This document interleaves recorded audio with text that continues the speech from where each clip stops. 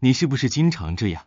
一个很好的想法在会议上憋了回去，因为怕讲错；面对一个不合理的要求，你点头答应，因为怕拒绝会让气氛尴尬；走进一个新环境，你表现得小心翼翼，因为怕自己看起来很蠢。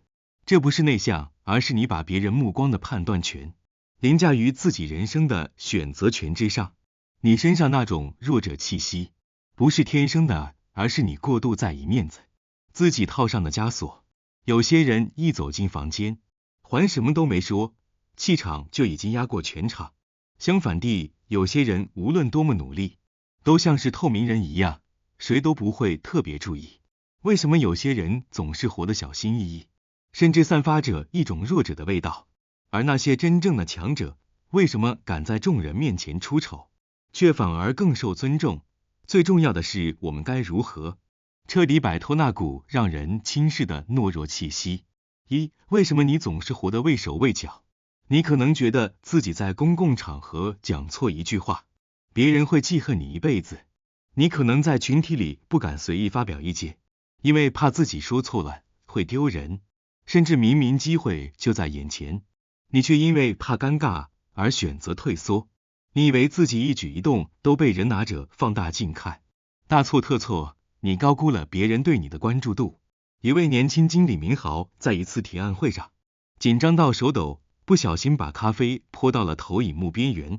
明豪的内心想，完了，我太笨拙了，所有人都觉得我是个草包，这会毁了我的职业生涯。但现实是，5分钟后，没人再记得那杯咖啡，客户只关心他的提案数据，人们最关心的永远是与他们自己利益相关的事。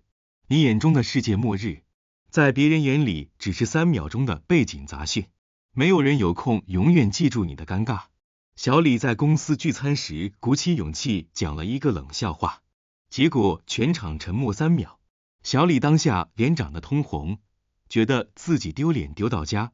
那天回去后，他甚至失眠，脑子里一直回放那3秒的寂静。但第2天，小李问了同事们，有人还记得吗？大家都笑了说，啊，昨天有这件事吗？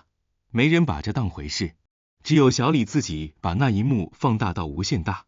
真正折磨你的，不是外界的目光，而是你脑中那个不断谴责你的自我。这个声音在告诉你，你必须完美，否则就是个失败者，让你寻求外界的体面来堵住他的嘴。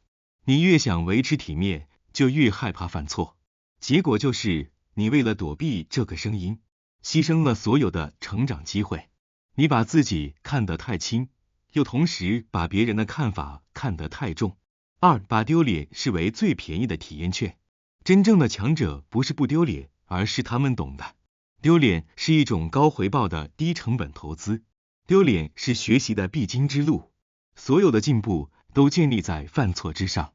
如果你怕丢脸而不尝试，你就永远拿不到学习的体验券。软体工程师阿哲，因为害怕烂英文丢脸，从来不敢在国际会议上开口，眼睁睁看着晋升机会溜走。后来他决定刻意去丢脸，他要求自己每周至少在公开场合说一个英文单字或问一个蠢问题，同事笑他，纠正他，他都照单全收。3个月后，他的英文进步神速。他明白，每一次被纠正的尴尬都是免费的1对1辅导。我付出的只是几分钟的难堪，换来的却是永久的能力提升。如果你的面子比你的成长更重要，你注定永远留在原地。一场演讲比赛，有个学生一上台就忘词，全场安静，他愣了10秒，本以为他要崩溃，结果他突然笑了，不好意思，这就是我紧张的表情。全场哄堂大笑，气氛瞬间融化，他也急着笑声冷静下来，最后反而拿了冠军。强者不是不会丢脸，而是他们敢把丢脸转化为魅力。支援阿芳，他能力不错，但每次主管问意见时，他总是低头沉默，因为他心里想，万一说错了怎么办？结果几年下来，升迁的机会永远落在那些敢开口的人手里。他越不说，别人越觉得他没有想法，最后他真的成了边缘人，不敢出丑，反而才是最大的丢脸。3. 停止当窝囊废。要改变这种状态，3个方法。方法1，给自己设定失败预算，不要试图追求完美，要量化你的失败。每天给自己一个允许犯错的额度。我允许今天在公众场合至少问2个蠢问题。我允许自己被拒绝1次。当错误在你的预算内时，它就不再是意外的打击，而是计划中的行动。你的心态会立刻轻松下来，更愿意去尝试。方法2，把尴尬当成自嘲。自嘲是一种强者的智慧，很多脱口秀演员的段子都是从自己的糗事里来的。当你能把尴尬的经历讲成笑话时，它就不再是伤害，而是一种吸引力。方法3，用行动去冲淡恐惧。多暴露在同样的场景里，恐惧感就会慢慢消失。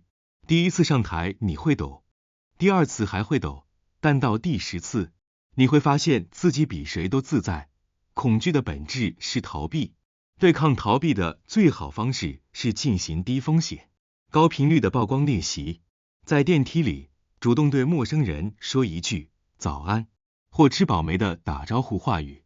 在群组聊天里，第1个发言，即使只说一句话，这种不断重复的小冒险尴尬，会让你的逐渐瓦解你的丢脸的恐惧。你的自信不是天生的，而是在一次次丢脸中累积出来的。曾经有位老人回想过去时说，他这辈子最遗憾的事，不是失败，而是那些没敢尝试的事情。老人又说，如果当年我敢表白，也许我就有不同的人生。如果当年我敢辞职创业，也许我会走出另一条路。你看，让人痛苦的从来不是丢脸，而是错失。过去是否有因为害怕丢脸、害怕尴尬而没敢尝试、没敢争取、没敢拒绝的机会？别让面子困住你的人生。